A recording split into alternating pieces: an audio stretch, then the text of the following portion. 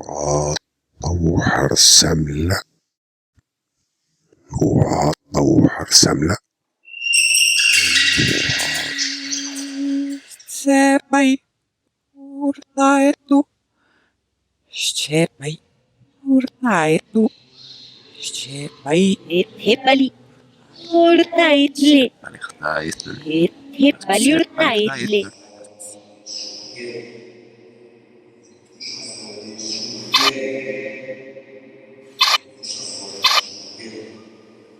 The Theatre and the Plague.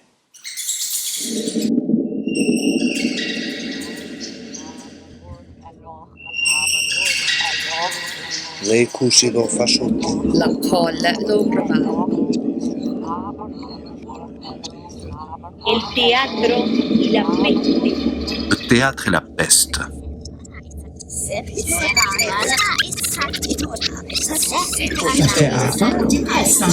la peste.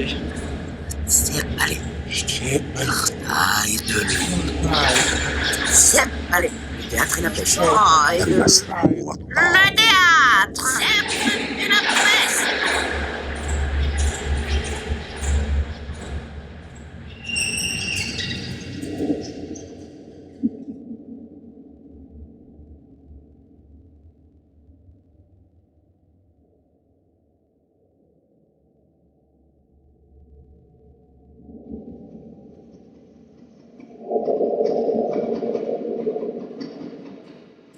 Les archives de la petite ville de Cagliari, en Sardaigne, contiennent la relation d'un fait historique et étonnant.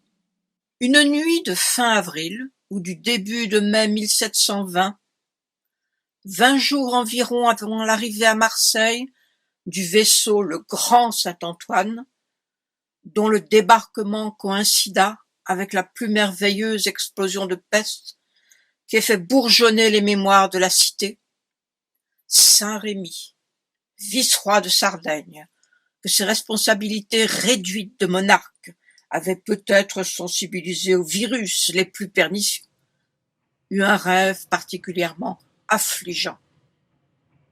Il se vit pesteux, et il vit la peste ravager son minuscule état. Sous l'action du fléau, les cadres de la société se liquéfient, l'ordre tombe.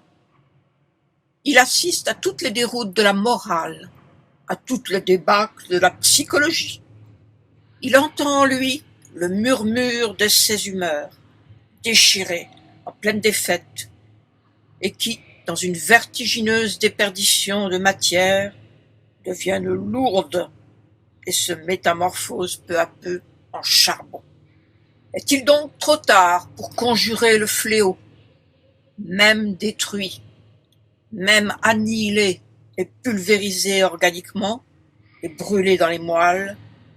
Il sait qu'on ne meurt pas dans les rêves, que la volonté y joue jusqu'à l'absurde, jusqu'à la négation du possible, jusqu'à une sorte de transmutation du mensonge, dont on refait de la vérité.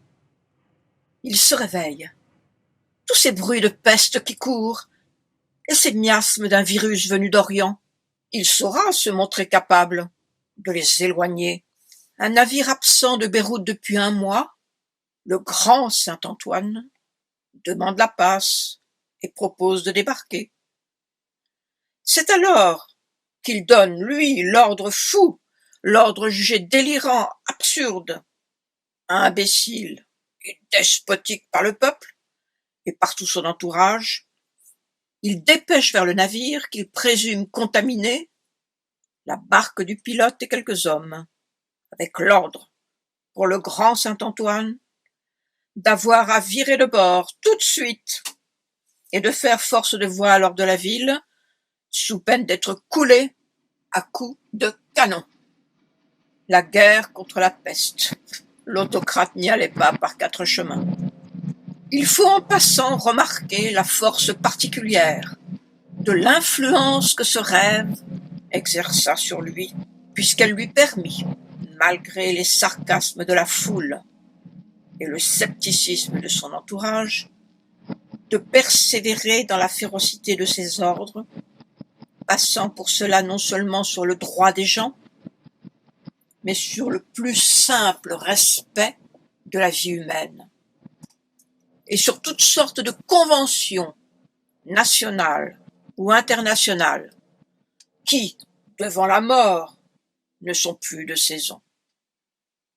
Quoi qu'il en soit, le navire continua sa route, aborda Livourne et pénétra dans la rade de Marseille, où on lui permit de débarquer. Ce que devint sa cargaison de pesteux, les services de la voirie à Marseille n'en ont pas conservé le souvenir.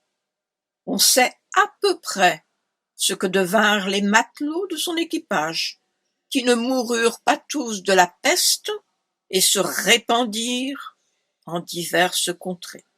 Le grand Saint-Antoine n'apporta pas la peste à Marseille. Elle était là, et dans une période de particulière recrudescence. Mais on était parvenu à en localiser les foyers. La peste apportée par le grand Saint-Antoine était la peste orientale, le virus d'origine, et c'est de ses approches et de sa diffusion dans la ville que date le côté particulièrement atroce et le flamboiement généralisé de l'épidémie. Et ceci inspire quelques pensées. Cette peste, qui semble réactiver un virus, était capable, toute seule, d'exercer des ravages sensiblement égaux, puisque, de tout l'équipage, le capitaine fut le seul à ne pas attraper la peste. Et d'autre part, il ne semble pas que les pestiférés nouveaux venus aient jamais été en contact direct avec les autres, parqués dans des quartiers fermés. Le grand Saint-Antoine, qui passe à une portée de voix de Cagliari en Sardaigne, n'y dépose point la peste, mais le vice-roi en recueille en rêve certaines émanations. Car on ne peut nier qu'entre la peste et lui ne se soit établie une communication pondérable, quoique subtile, et il est trop facile d'accuser dans la communication d'une maladie pareille la contagion par simple contact.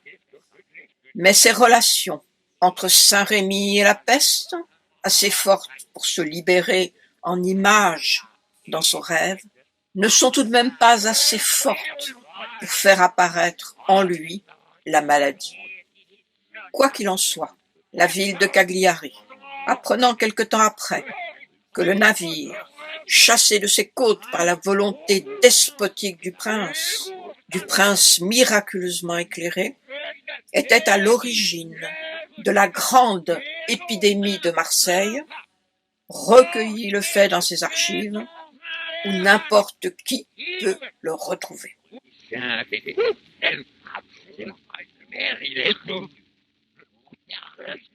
أكسبنا وباء 1720 في مرسيليا ما يسمى الأوصاف السريرية الوحيدة التي لدينا من الطاعون، ولكن يمكن للمرء أن يتساءل عما إذا كان الطاعون الذي وصفه أطباء مرسيليا بالفعل هو نفسه الذي حدث في عام 1347 في فلورنس، حيث خرج ديكاميرون يصف التاريخ، الكتب المقدسة، بما في ذلك الكتاب المقدس وبعض الرسائل الطبية القديمة، من الخارج جميع أنواع الأوبئة التي يبدو أنها احتفظت بخصائصها المرضية أقل بكثير من الانطباع المعنوي والرائع الذي تركوه في العقول. ربما هم الذين كانوا على حق، لأن الدواء سيجد صعوبة كبيرة في تحديد فرق جوهري بين الفيروس الذي مات منه بيريكلاس قبل سيراكوز. إذا كانت كلمة فيروس في الواقع ليست مجرد وسيلة لفظية، وتلك التي تظهر وجوده في الطاعون الذي وصفه أبيقراط، والذي تقدمه لنا العلاجات الطبية الأخيرة كنوع من الطاعون الكاذب. ولهذه المعاهدات نفسها سيكون هناك وباء أصيل. فقط الطاعون من مصر الذي ينبثق من المقابر التي اكتشفها انكماش النيل يتفق الكتاب المقدس وهيرودوت على الإبلاغ على المظهر المبهر للطاعون الذي أهلك بين عشية وضحاها 180,000 رجل من الجيش الآشوري، وبالتالي إنقاذ الإمبراطورية المصرية. إذا كانت الحقيقة صحيحة فيجب اعتبار الآفة أداة مباشرة أو تجسيد لقوة ذكية ترتبط ارتباطا وثيقا بما نسميه الإماتة، وهذا مع أو بدون جيش الجرذان الذي ألقى بنفسه في تلك الليلة على القوات الآشورية التي استغلتها في بضع ساعات. والحقيقة مشابهة للوباء الذي انفجر عام 660 قبل الميلاد في مدينة ميكو المقدسة في اليابان خلال تغيير بسيط للحكومة.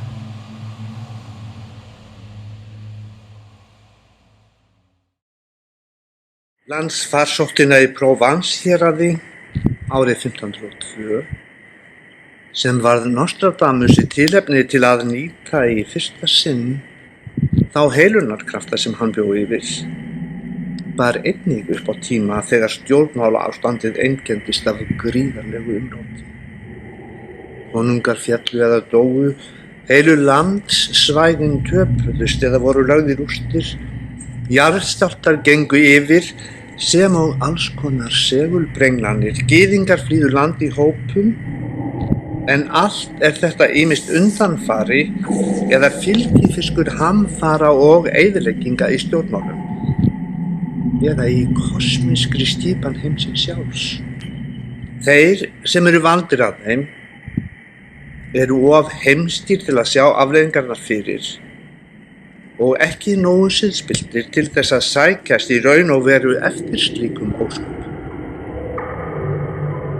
Það sem kann að líða þeim villigötum sem sagnaritarar og læknisfræðin hafa lent á hvað farsóttina varðar, held ég að við getum orðið sammála að til sé sjúkdómur sem eins konar sálræn eind en berst ekki með veiðusýkingu. Hyggist maður greina af nákvæmni alla smitfaraldra sem sagan eða minningabækur hafa varðveitt frásagnir gæti reynst erfitt að einangra eitt einasta tilvik þar sem öruggt má teljast að smit hafi orðið við snertingu. Dæmi sem Boccaccio nefnir svín sem drápust eftir að hafa snusað af lökunum sem fórnarlömb pestarinnar höfðu verið sveipuð í, dugir vart til að sýna fram á annað en einhvers konar dularfulla dáleika með svínum og eðli pestarinnar. Þann skyldleika þyrfti líka að skilgreina í þaula. Enda þótt við getum ekki séð fyrir okkur raunverulega sjúkdómseind, má benda á nokkur mynstur sem hugurinn getur til bráðabirgða samþykkt að einkenni ákveðin fyrirbæri, svo virðist sem ásættanlegt sé að farsótt megi lýsa á eftirfarandi hátt.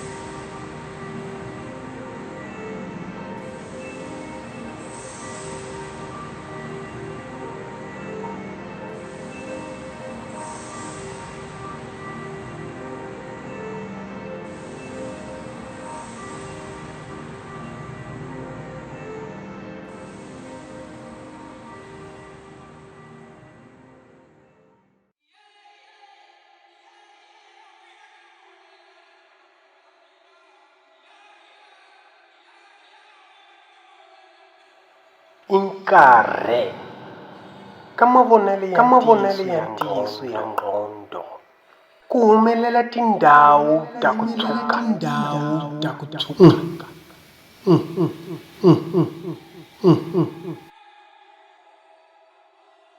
A Muvagwi a sungula ku swi vona loko tindhawu leto ti maha ya ntima. A Muvagwi a nga na nkama wa ku dzuka, a nhloko yi sungula ku hisa, yi kula ni ku tika a gamawa. A Muvagwi a kuma twa ku kazala ngopfu swinene. A ku kazala kwaku i bohi tindhawu ta dzitsongo za ku hoxokela ka mizi. Ku titwa kwaku hi le ka dzolovonga ngito ntlula ka mizi. Ndzeni kwaku ku ndzulukela nge ku la ku humele ka nomo. A mbilu yi ba yi hantlisa ni ku ehla, yi fambelana ni ku hisa ka mizi. A dzolovonga ka ngqondo ka, a mbilu yako yi gama yi ba ngopfu ni guwa.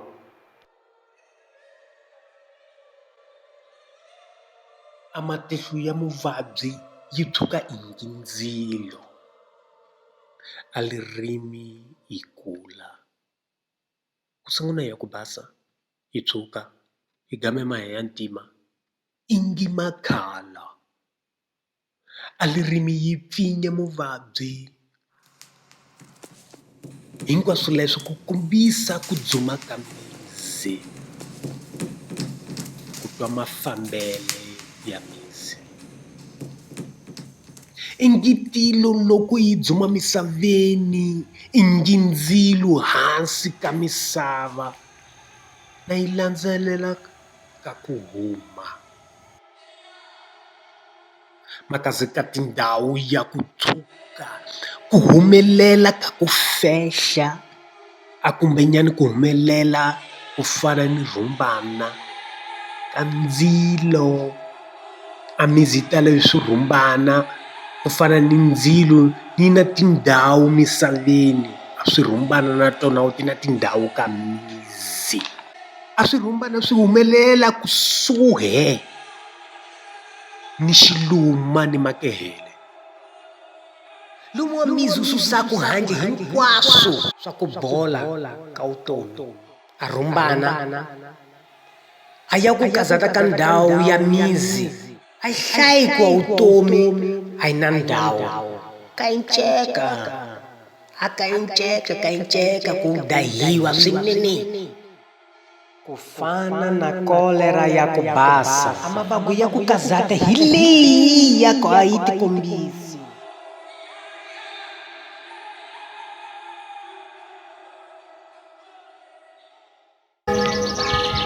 Вскрытый труп пораженного чумой не обнаруживает видимых повреждений тканей.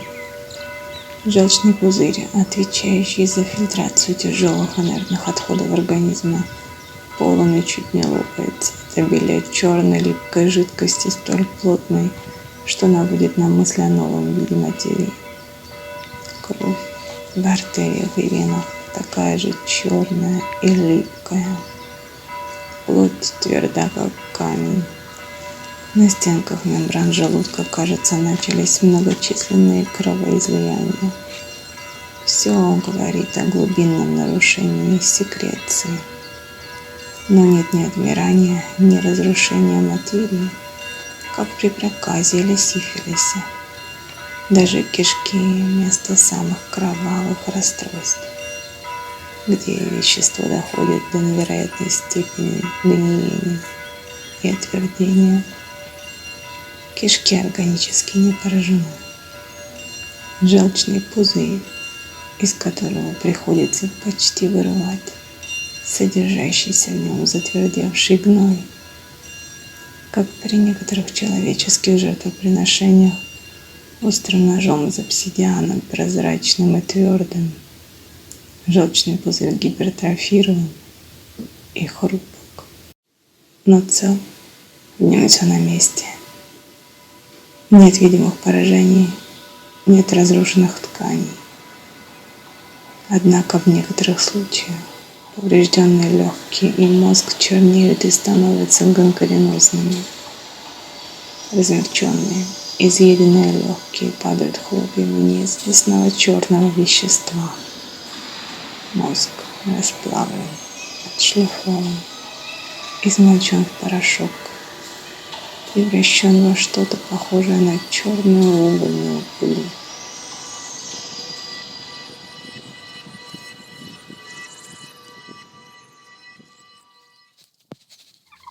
De este hecho, cabe inferir dos observaciones importantes: que en el síndrome de la peste no hay a veces gangrena del cerebro o los pulmones, que el apestado está perdido aunque no se le pudra ningún miembro. Sin subestimar la naturaleza de la peste, podemos decir que el organismo no necesita la presencia de una gangrena localizada y física para decidirse a morir. Segunda observación, los únicos órganos que la peste ataca y daña realmente, el cerebro y los pulmones, dependen directamente de la conciencia y de la voluntad. Podemos dejar de respirar o de pensar, podemos apresurar la respiración, alterar su ritmo, acelerarla, consciente o inconsciente, introducir un equilibrio entre los dos modos de respiración, el automático, gobernado por el gran simpático, y el otro, gobernado por los reflejos del cerebro, que hemos hecho otra vez conscientes. Podemos igualmente apresurar, moderar el pensamiento, darle un ritmo arbitrario, podemos regular el juego inconsciente del espíritu. No podemos gobernar el hígado, que filtra los humores, y el corazón, y las arterias, que redistribuyen la sangre, ni intervenir en la digestión, ni detener o precipitar la eliminación de las materias en el intestino. La peste parece, pues, manifestar su presencia afectando los lugares del cerebro, los particulares puntos físicos donde pueden manifestarse o están a punto de manifestarse. La voluntad humana, el pensamiento y la conciencia. En 1880 et quelques, un docteur français du nom de Yersin, qui travaille sur des cadavres d'Indo-Chinois morts de la peste, isole un de ces têtards au crâne arrondi et à la queue courte qu'on ne décèle qu'au microscope, et il appelle cela le microbe de la peste.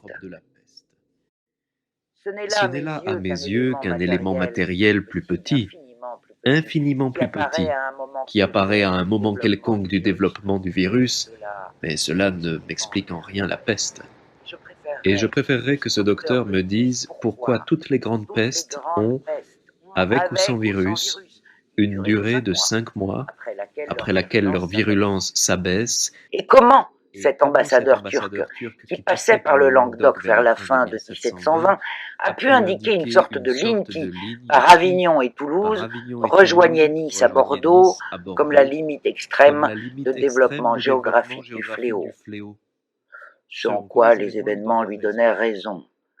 De tout ceci ressort la physionomie spirituelle d'un mal dont on ne peut préciser scientifiquement les lois et dont il serait idiot de vouloir déterminer l'origine géographique, car la peste d'Égypte n'est pas celle d'Orient, qui n'est pas celle d'Hippocrate, qui n'est pas celle de Syracuse, qui n'est pas celle de Florence, la noire, à laquelle l'Europe du Moyen-Âge doit ses 50 millions de morts. Personne ne dira pourquoi la peste frappe le lâche qui fuit. Personne ne dira pourquoi la peste frappe le lâche qui fuit et épargne le paillard qui se satisfait sur des cadavres. Pourquoi l'éloignement, la chasteté, la solitude sont sans action contre les atteintes du fléau. Et pourquoi tel groupement de débauchés qui s'est isolé à la campagne comme Boccace, avec 2 compagnons bien montés et cette dévote luxurieuse, peut attendre en paix les jours chauds au milieu desquels la peste se retire? Et pourquoi, dans un château à proximité, transformé en citadelle guerrière, avec un cordon d'hommes d'armes qui en interdisent l'entrée, la peste transforme toute la garnison et les occupants en cadavres, épargne les hommes Qui expliquera d'armes. également que les cordons Seuls sanitaires exposés à la établis contagion. à grand renfort de troupes par Mehmet Ali vers la fin du siècle dernier, à l'occasion d'une recrudescence de la peste égyptienne, se soient montrés efficaces pour protéger les couvents, les écoles, les prisons et les palais, et que des foyers multiples d'une peste qui avait toutes les caractéristiques de la peste orientale aient pu éclater soudainement dans l'Europe du Moyen-Âge, en des endroits sans aucun contact avec l'Orient.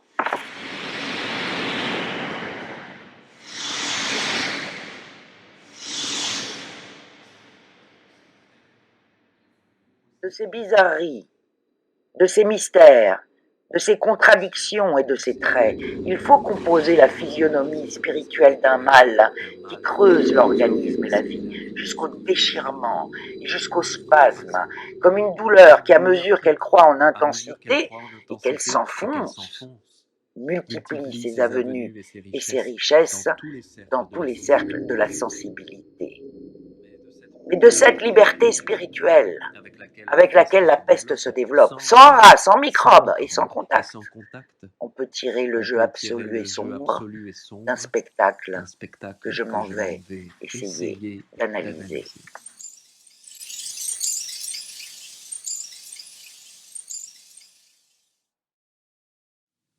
เมื่อโรคระบาดได้เข้าสู่เมืองทุกอย่างก็พังลงไม่มีการซ่อมถนนและท่อไม่มีกองทัพไม่มีตำรวจไม่มีการทำงานของเทศบาลกองฟืนเผาศพถูกจุดขึ้นอย่างสเปะสปะเผาด้วยอะไรก็ตามที่หาได้ทุกครอบครัวอยากมีพิธีของตัวเอง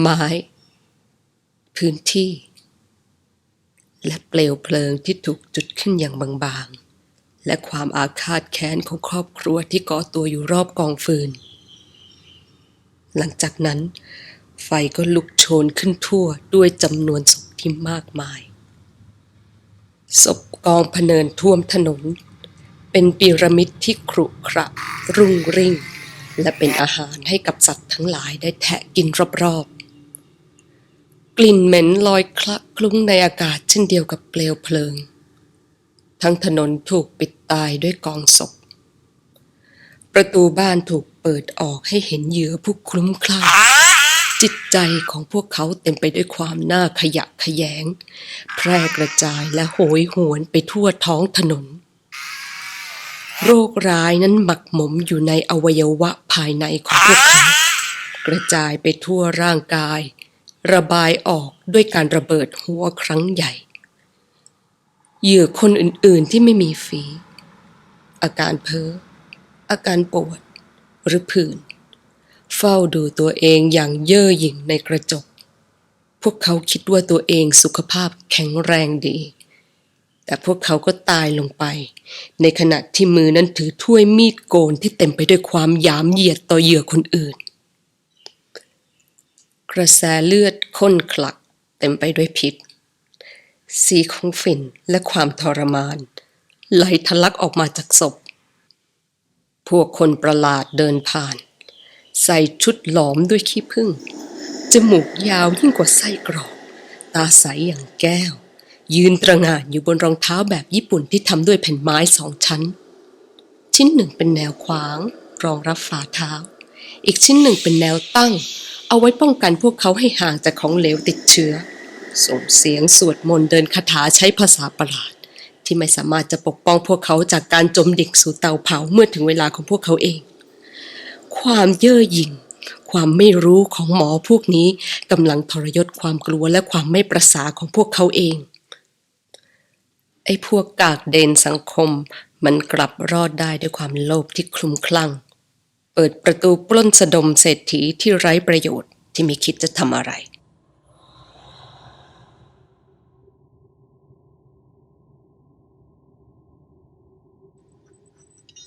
Und hier nun setzt das Theater ein. Das Theater, Das heißt, die unmittelbare Willkür, die zu Akten ohne Nutzen und Gewinn für die Aktualität treibt. Die letzten Überlebenden geraten außer sich. Der Sohn, bislang gehorsam und tugendhaft, tötet seinen Vater. Der Kontinent treibt sodomitische Unzucht mit seinem Nächsten. Der Lasterhafte wird rein. Der Geizhals wirft sein Gold mit vollen Händen zum Fenster hinaus. Der Kriegsheld steckt die Stadt an, für deren Rettung er sich einst aufgeopfert hat. Der eitle Geck putzt sich heraus und spaziert durch die Beinhäuser. Weder die Vorstellung der Straflosigkeit noch die des nahen Todes motivieren hinreichend so willkürlich absurde Handlungsweisen bei Leuten, die nicht daran glauben, dass der Tod wirklich ein Ende setzen könne. Und wie soll man diesen erotischen Fieberausbruch bei geheilten Pestkranken erklären, die, anstatt zu fliehen, an Ort und Stelle bleiben und Sterbenden, ja Toten, die halb zerquetscht unter Haufen von Leichen liegen, wie der Zufall sie gebettet hat, eine verwerfliche Wollust entreißen? Doch wenn es einer höheren Geißel bedarf, um diese frenetische Willkür zum Vorschein kommen zu lassen. Und wenn diese Geißel Pest heißt, so könnte man vielleicht untersuchen, was diese Willkür für unsere Gesamtpersönlichkeit bedeutet. Der Zustand des Pestkranken, der ohne Substanzzerstörung stirbt, mit allen Stigmata eines unumschränkten, beinahe abstrakten Leidens an sich, ist eins mit dem Zustand des Schauspielers, den seine Gefühle ausloten bis zum Grund, den sie aufwühlen ohne Gewinn für die Wirklichkeit. Das ganze körperliche Aussehen des Schauspielers wie des Pestkranken zeigt, dass das Leben auf den Paroxysmus reagiert hat und dennoch ist nichts geschehen.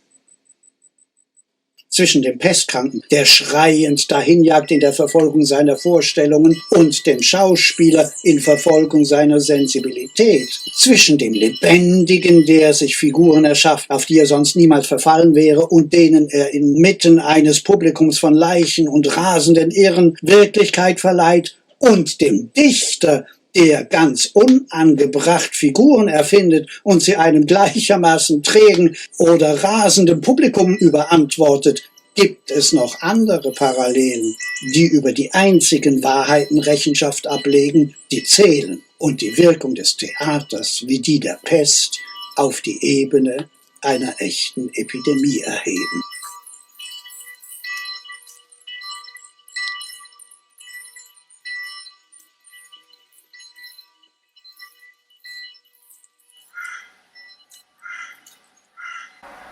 But, whereas the images of the plague, occurring in relation to a powerful state of physical disorganization, are like the last volleys of a spiritual force that is exhausting itself, the images of poetry in the theatre are a spiritual force that begins its trajectory in the senses and does without reality altogether. Once launched upon the fury of his task, an actor requires infinitely more power to keep from committing a crime than a murderer needs courage to complete his act. And it is here, in its very gratuitousness, that the action and effect of a feeling in the theatre appears infinitely more valid than that of a feeling fulfilled in life. Compared with the murderer's fury, which exhausts itself, that of the tragic actor remains enclosed within a perfect circle. The murderer's fury has accomplished an act, discharges itself, and loses contact with the force that inspired but can no longer sustain it. That of the actor has taken a form that negates itself to just the degree it frees itself and dissolves into universality. Extending this spiritual image of the plague, we can comprehend the troubled body fluids of the victim as the material aspect of a disorder which, in other contexts, is equivalent to the conflicts, struggles, cataclysms, and debacles our lives afford us. And just as it is not impossible that the unveiling despair of the lunatic screaming in an asylum can cause the plague by a sort of reversibility of feelings and images, one can similarly admit that the external events, political conflicts, natural cataclysms, the order of revolution and the disorder of war, by occurring in the context of the theatre, discharge themselves into the sensibility of an audience with all the force of an epidemic.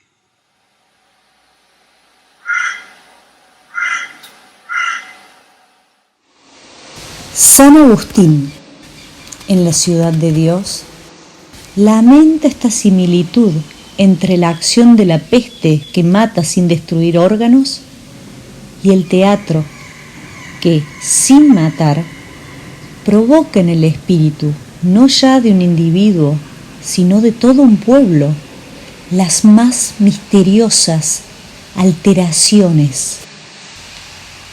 Sabed, dice, quienes lo ignoráis, que esas representaciones, espectáculos pecaminosos, no fueron establecidos en Roma por los vicios de los hombres, sino por orden de vuestros dioses.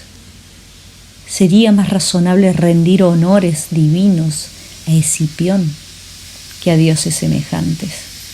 Valían, por cierto, menos que su pontífice. Para apaciguar la peste que mataba a los cuerpos, vuestros dioses reclamaron que se les honrara con esos espectáculos, y vuestro pontífice, queriendo evitar esa peste que corrompe las almas, prohíbe hasta la construcción del escenario. Si os queda aún una pizca de inteligencia y preferís el alma al cuerpo, mirad a quién debéis reverenciar, pues la astucia de los espíritus malignos, previendo que iba a cesar el contagio corporal, aprovechó alegremente la ocasión para introducir un flagelo mucho más peligroso, que no ataca el cuerpo, sino las costumbres. En efecto, es tal la ceguera, tal la corrupción que los espectáculos producen en el alma, que aún en estos últimos tiempos, gente que escaparon del saqueo de Roma y se refugiaron en Cartago, y a quienes domina esta pasión funesta, estaban todos los días en el teatro, delirando por los histriones.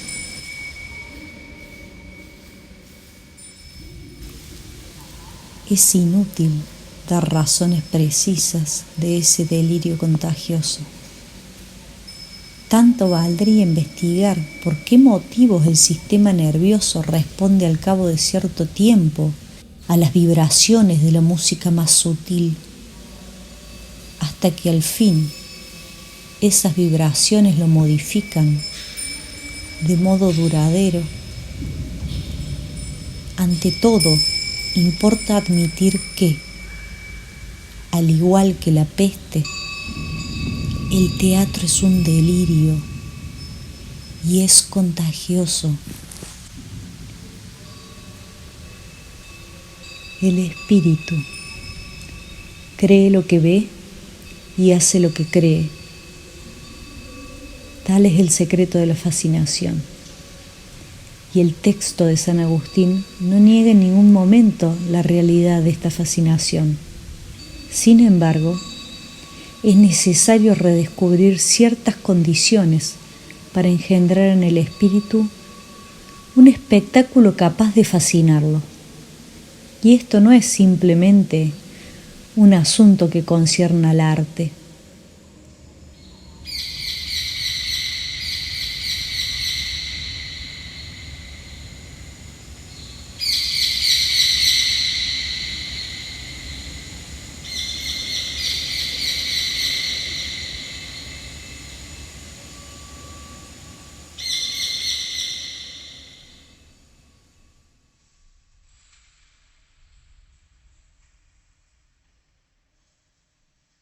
Því leikhúsið eins og farsótti.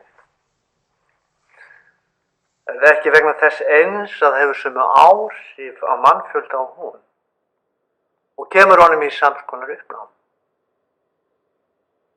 Í leikhúsinu eins og við farsótt eitthvað sem í senn sigrar og hefnir sín. Skyndilegi eldur sem farsóttin kveikir hvarvetna þar sem hún geysar. Við finnum sterkt á okkur að hann ekkert minna en fjöldamorð. Svo geysilegar samfélagshamfarir, slík ógurleg líkamsröskun, þessir taumlausu lestir, þessar ógnarsæringar sem hrekja sálina út á ystu nöf. Allt bendir þetta til ástands sem samt sem áður einkennist af gríðarlegum styrk og þar sem allir kraftar náttúrunnar gera vart við sig í þeirri andrá sem skiptir sköpum. Farsóttin grípur ímyndir sem liggja í hýði, falda óreiðu og umbreytir þeim í einu vetfangi í öfgafengið látæði. Leikhúsið grípur líka til látæðis og leitast við að gera það eins stórt í sniðum og mögulegt er. Eins og farsóttin bindur það hlekkin milli þess sem er og hins sem ekki er. Milli hugsanlegra möguleika og þess sem þegar er orðið til í efnisgerðri náttúrunni. Það öðlast aftur skinnbragð fyrir svipum og tákngerðum sem virka eins og þögul klukknaslög, þagnarmerki hjartsláttur, óregla á líkamsvessunum, logandi ímyndir sem skjóta allt í einu upp kollinum í skyndilega vöknuðum höfnum okkar. Leikhúsið færir okkur á ný okkar eigin skapandi innri átök og alla orkuna sem í þeim býr og gefur þeim það heiti sem við köllum tákn. Og nú heyja táknin frammi fyrir okkur orrustu. Þar sem eitt tákn rast á annað í óskaplegum þrengslum. Vegna þess að þá fyrst verður leikhúsið til þegar hið ómögulega fer að gerast í raun og veru og þegar skáldskapurinn sem fer fram á leiksviðinu endurnærir og ofhittar raungerð tákn. Þessi tákn eru birtingarform þroskaðra krafta sem fram til þessa voru hnepptir í ánauð og voru ónothæfir í veruleikanum.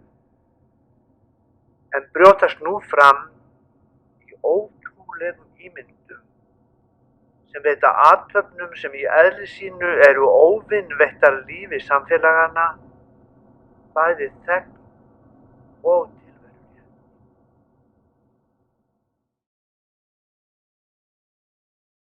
Ein wirkliches Theaterstück stört die Ruhe der Sinne auf, setzt das komprimierte Unbewusste frei, treibt zu einer Art virtuellen Revolte, die übrigens nur dann ihren ganzen Preis wert sein kann, wenn sie virtuell bleibt und den versammelten Kollektiven eine schwierige und heroische Haltung auferlegt.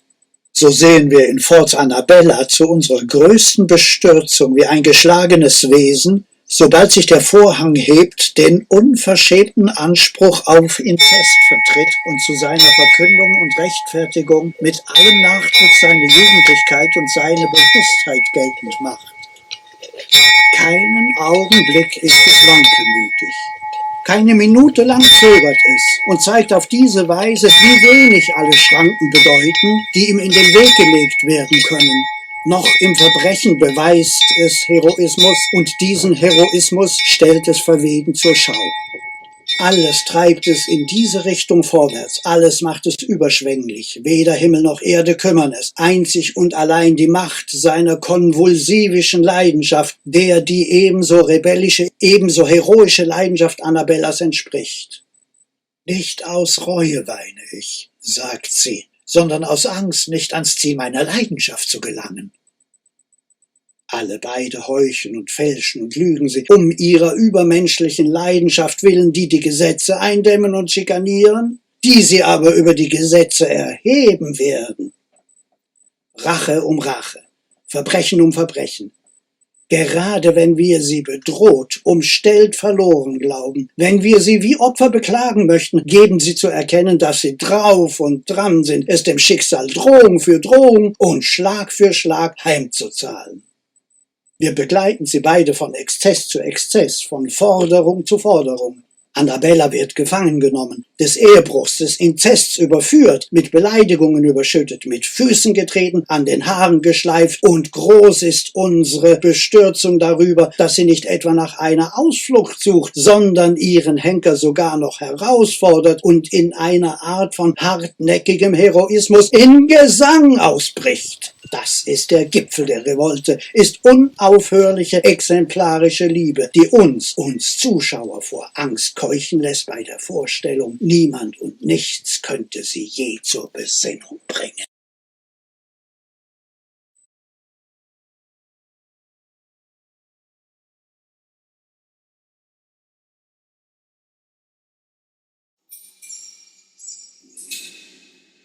Если мы ищем пример абсолютной свободы бунта, Аннабелла Форда может быть для нас таким поэтическим примером, связанным с идеей абсолютной опасности.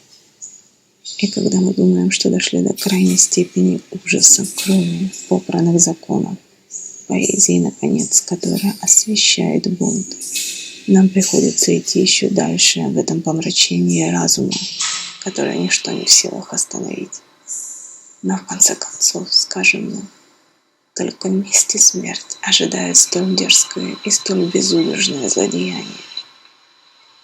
Но нет.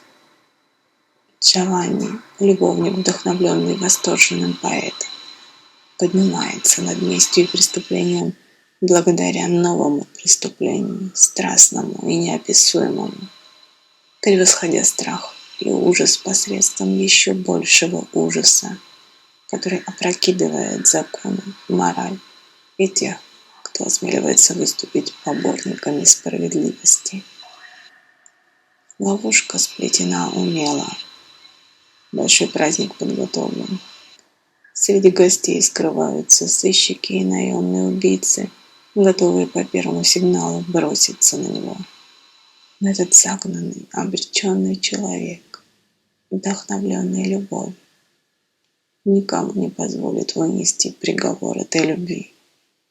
Как если бы он хотел сказать: вы хотите кожу моей любви, это буду я, кто бросит вам эту любовь в лицо, кто укропит вас кровью той любви, до высот которой вы не способны подняться. И он убивает свою возлюбленную и вырывает у нее сердце, будто собираясь полакомиться им посреди пира, на котором его самого хотели бы сожрать. И прежде чем его казнят, он убивает и соперника, мужа своей сестры, посмевшего встать между ним и его любовью. Он убивает его в своей последней схватке, которая кажется его собственным спазмом агонии.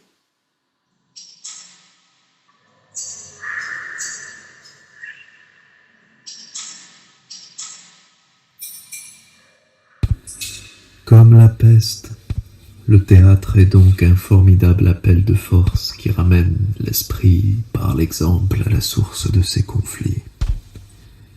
Et l'exemple passionnel de Ford n'est, on le sent très bien, que le symbole d'un travail plus grandiose et tout à fait essentiel.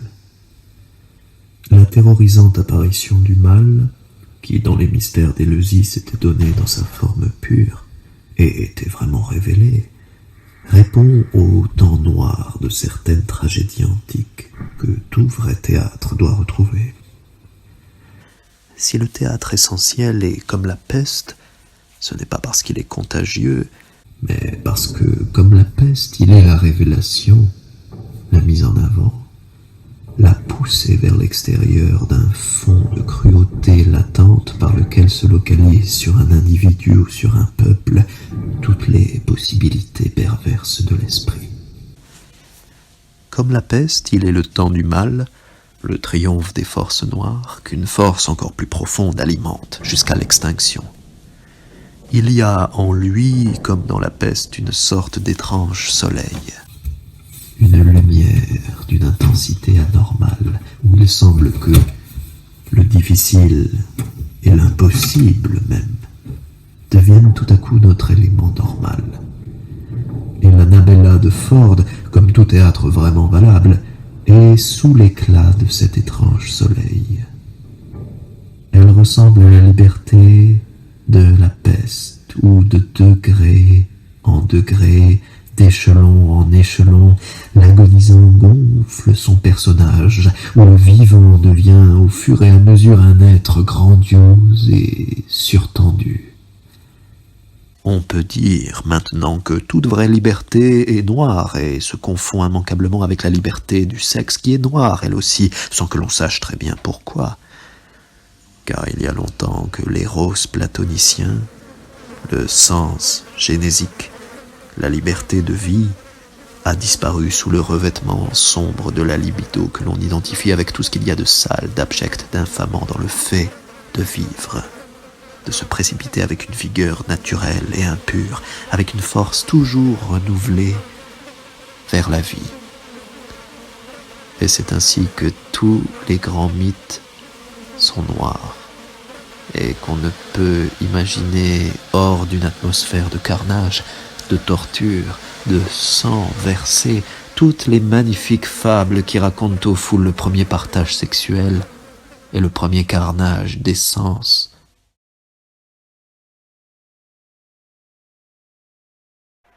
Qui apparaissent dans la création.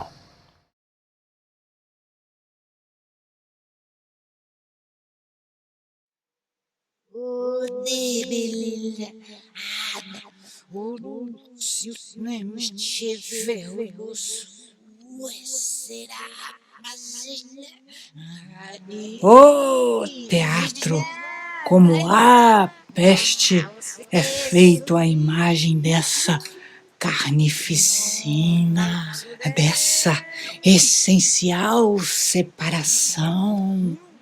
Desenreda conflitos, libera forças, desencadeia possibilidades. E se essas possibilidades e essas forças são negras, a culpa não é da peste ou do teatro, mas da vida. A vida.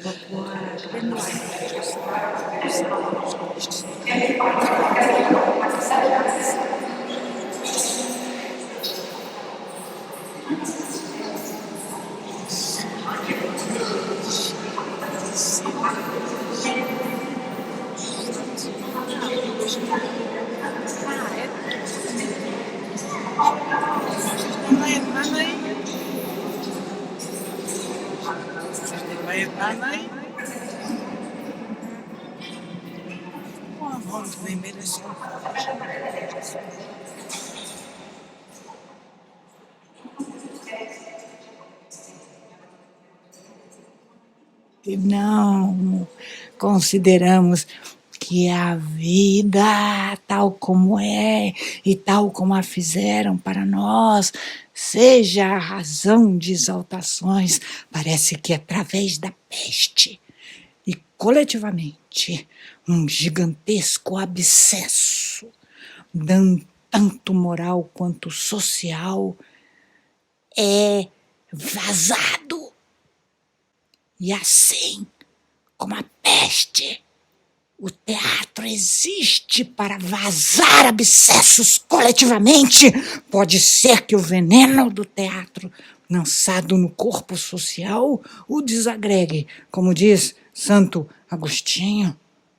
Mas ele o faz como uma peste, um flagelo vingador, uma epidemia salvadora, na qual épocas crédulas pretenderam ver o dedo de Deus, e que nada mais é do que a aplicação de uma lei da natureza em que todo gesto é compensado por outro gesto e toda ação, por sua reação, O teatro, como a peste, é uma crise que se resolve pela morte ou pela cura.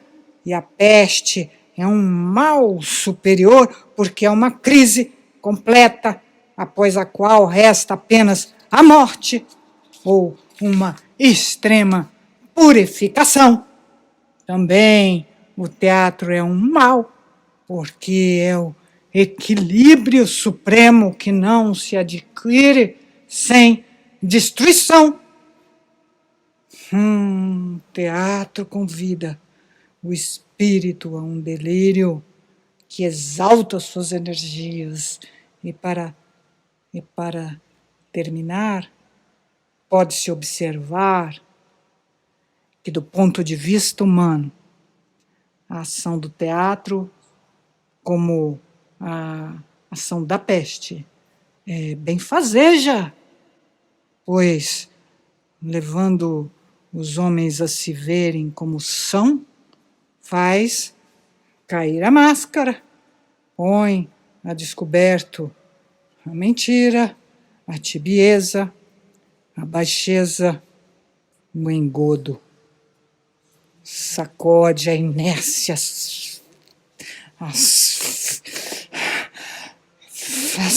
asfixiante da matéria que atinge até os dados mais claros dos sentidos e revelando para coletividades o poder obscuro delas, sua força oculta, convida-as a assumir diante do destino uma atitude heróica e superior, que, sem isso, nunca assumiriam.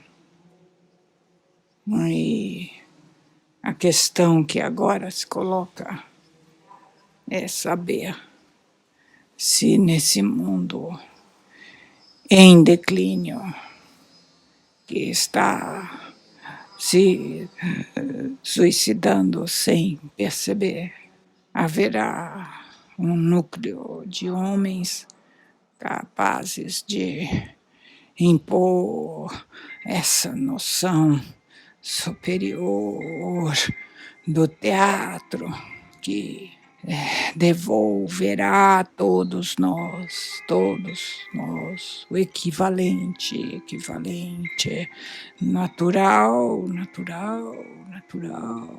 mágico dos dogmas, em que não acreditamos mais.